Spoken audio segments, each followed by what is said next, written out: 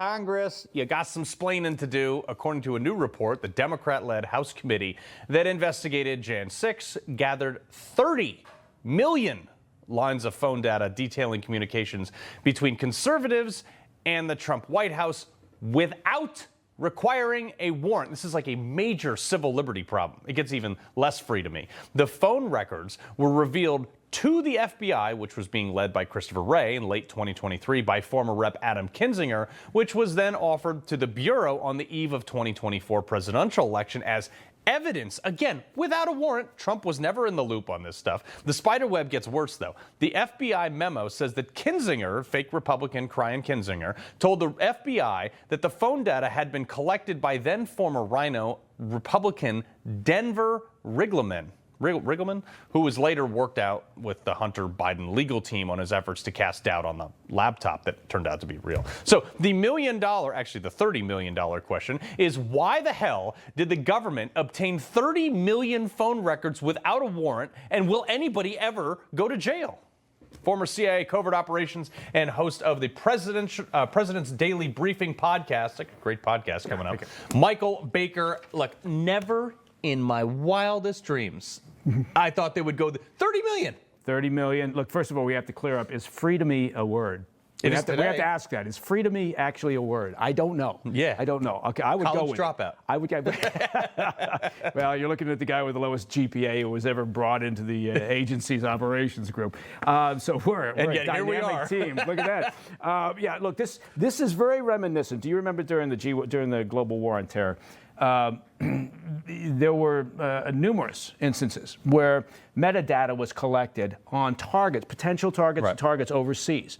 Now, what happens is that gets swept up, and the problem with the way that the government does it, or doesn't do it, is they're throwing out these massive nets, right? And they're saying, okay, and so at the time.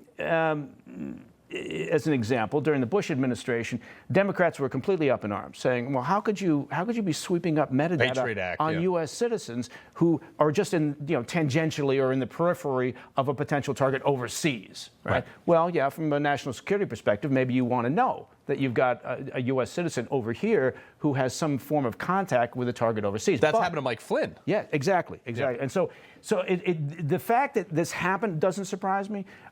They were able to do it because they were issuing subpoenas. The January 6th committee was issuing subpoenas.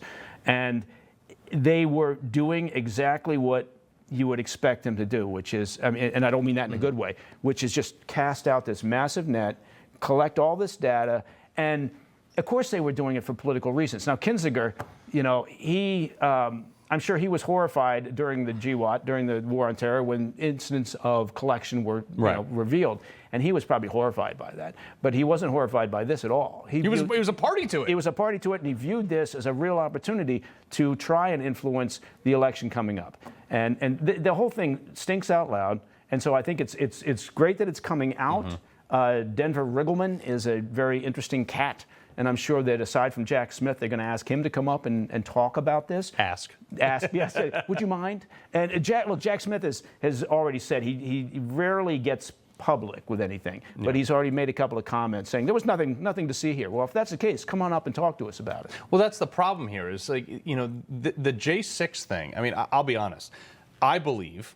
And I've believed from day one, and now I have the facts to back up my feeling, is that J6 was an effort to go look at a bunch of Trump people. Absolutely. To find out if they're doing something wrong, therefore use that evidence, whether it be tax evasion from 20 years ago, and say all Trump people are bad. Right. Yeah, you're looking to try to pin something on without having it's like writing a thesis and then declaring what your top line story is. Right. So let's make this happen.